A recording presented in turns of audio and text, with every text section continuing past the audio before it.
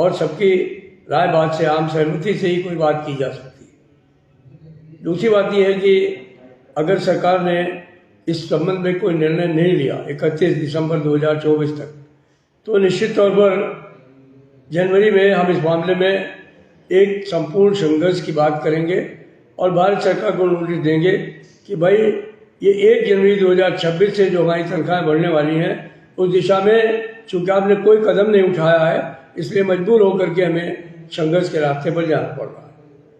तो मित्रों, मैं यही कहना चाहता हूँ कि चुनाव में आप उन्हीं को वोट करें जो लड़ सके।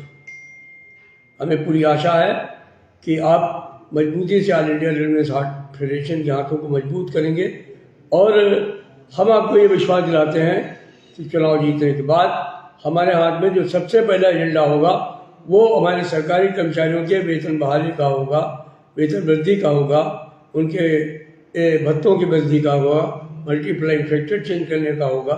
तो एक जो पे कमीशन के फीचर्स हैं उन पर लड़ाई लड़ने का काम ऑल इंडिया रेलवे फेडरेशन करेगा, ये मैं आपको विश्वास दिलाता हूँ।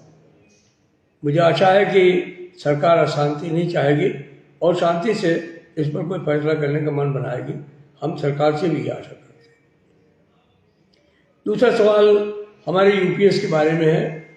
अभी भी इतने जो है वो क्लैरिफिकेशन और उसके बारे में बात करने के बावजूद कहीं ना कहीं से सुनने को आता रहता है कि यहाँ पर ये है, वहाँ पे वो है। मैंने बहुत स्पष्ट तौर पर कहा है अपने साथियों को कि यूपीएस के बारे में गजट नोटिफिकेशन आने दीजिए, अगर इसमें कोई भी कमी होगी तो आप सबकी सलाह के अनुसार हम उसको भारत सरकार के सामने ले जाएंगे और मुझे पूरा विश्वास है कि भारत सरकार उसे मानेगी। अगर भारत सरकार नहीं मानेगी तो ऑल इंडिया रेलवे फेडरेशन ने संघर्ष के रास्ते को छोड़ा नहीं है।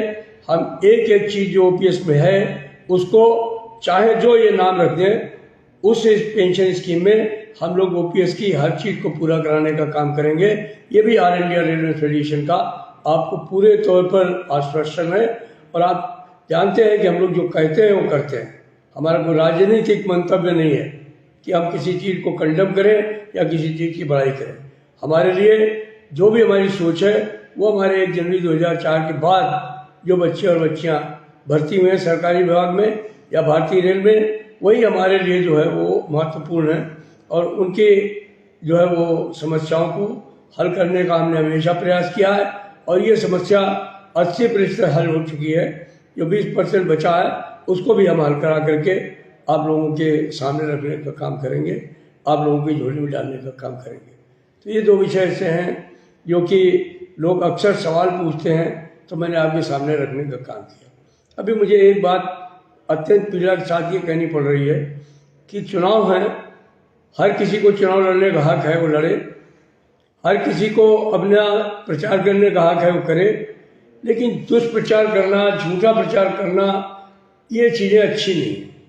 मैंने देखा है कहीं कोई पोस्ट डाल रहा है कि वो शिव गोपाल मिश्रा के खिलाफ FIR हो गई है, CBI हो गई है। CBI हो गई तो फिर बाहर क्यों बैठा हुआ है, वो जेल में क्यों नहीं चला गया? हर आदमी जानता है शिव गोपाल मिश्रा क्या है, रेल कर्मचारी तो अच्छी तरीके से जानता है। हमने जो है वो दावे के साथ 86,000 बच्चे लार्जेस्ट स्कीम में भर्ती कराए। कोई भी आक्षेप नहीं लगा सकता एक पैसे का। हमने कम से कम 1,20,000 से ज़्यादा अप्रेंटिस को नौकरी दिलवाई है। कोई आरोप नहीं लगा सकता एक नए पैसे का। ईमानदारी ही हमारी पहचान है, लोगों की निष्ठा से सेवा करना ही हमारी पहचान है। इसके लिए हमको किसी से सर्टिफिकेट नहीं चाहिए, लेकिन अगर इस तरीके से झूठा प्रचार करेंगे तो चुनाव तो 1 हफ्ते बाद खत्म हो जाएंगे। मैं इनको क्रिमिनल केस में भी घसीटूंगा, इनके खिलाफ FIR भी करूंगा और इनके खिलाफ मानहानि का दावा भी करूंगा। छोड़ने वाले नहीं हैं। किसी भी व्यक्ति पर आप जो है वो इस तरीके से सोशल मीडिया पर या दूसरी जगहों पर इस तरीके का दुष्प्रचार करें तो ये हम नहीं बर्दाश्त करने वाले किसी भी कीमत पर। तो मित्रों, आप लोग बहुत आंदोलित हैं इन सब सवालों को लेकर के। मैं आप लोगों को भी कहूँगा कि आप गुस्सा मत करिए और अभी अपने को सिर्फ चुनाव पर केंद्रित करिए। इनके पास मुद्दे नहीं हैं तो इसलिए ये ऐसे सवाल उठाएंगे।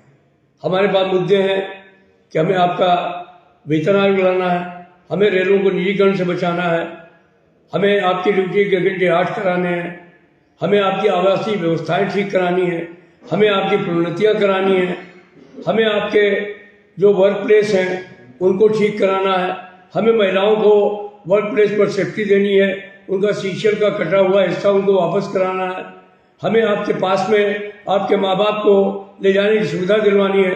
तो हमारे पास मुद्दे हैं, इनके पास कोई मुद्दा नहीं, इसलिए ये इस तरीके का भ्रामक प्रचार करने का काम कर रहे हैं। आप इसकी परवाह नहीं करें, आप मजबूती से ऑल इंडिया रेलवे फेडरेशन की जो अपडेट्स हैं उनको जिताने का काम करें और नॉर्दर्न रेलवे यूनियन का चुनाव चिन्ह झंडा है उस पर मोहर लगा करके उसे विजय बनाएं। यही मैं आपसे प्रार्थना करता हूँ। बहुत बहुत धन्यवाद। जय हिंद।